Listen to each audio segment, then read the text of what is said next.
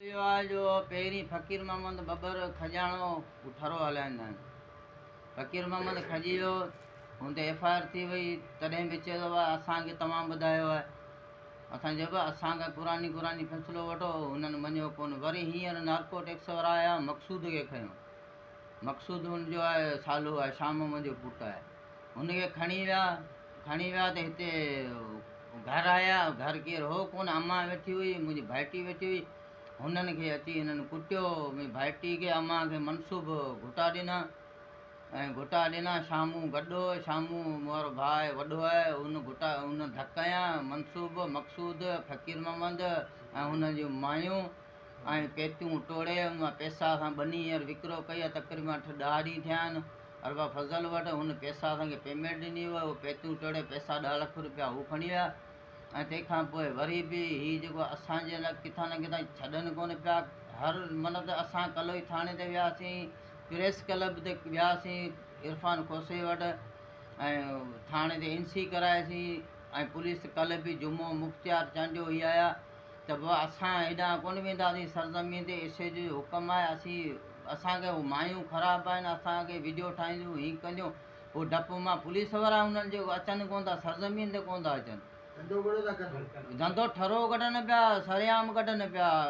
हर वीडियो पियो आहिनि, सोशल मीडिया ते हलनि पियो, ऐं पुलिस एक्शन खणे कोन थी। त मायूं हिननि जूं ख़राबु आहिनि, असीं वेंदासीं त उहो जेको आहे सो असांजी वीडियो ठाहींदियूं, ऐं जेको असां ख़्वाह थी वेंदासीं, हीअ थींदासीं, असां ते एक्शन थींदो।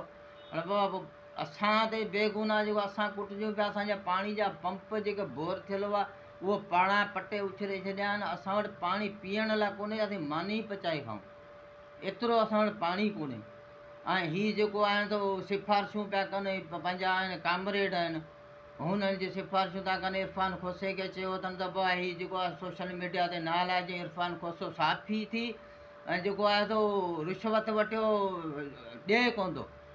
ऐं साफ़ियुनि जो मतिलबु छा आहे? नसल आहे गॾाणी हो न, मरी वियो हलियो, पर हू कंहिंजी हार कोन मञी वॾेरनि जी। हीअ वॾेरनि जी जो भड़वत पिया कनि। हाणे रुॻो टियों चोथों ॾींहं खां वठी ज़लील पिया थियूं। न को पुलिस सरज़मीन ते अचे थी, न को मीडिया वारा चवंदा। अॼु नौकोट प्रेस क्लब ते आया आहियूं, जे असां सां इंसाफ़ु कयो, जे साफ़ी हुजो, सचा हुजो, असां सां इंसाफ़ु कयो। बाक़ी इहो पंहिंजो कलोई वारा साफ़ी न थियो, कलोई वारो एसे जो थाणो न थियो, जेको आहे त असां सां इंसाफ़ु कयो। असां चऊं था SSP थरपार करके नओं आयो आहे, हुनखे असीं उमेदु था कयूं त असांजी महिरबानी कयो। असां हिननि मां असांजी जान छॾायोसीं। रोज़ु असां मथां ईद लॻी पई आहे, असां हिते पिया रुलूं, थाणनि ते प्रेस क्लब ते पिया रुलूं, त असां सां इंसाफ़ु कयो।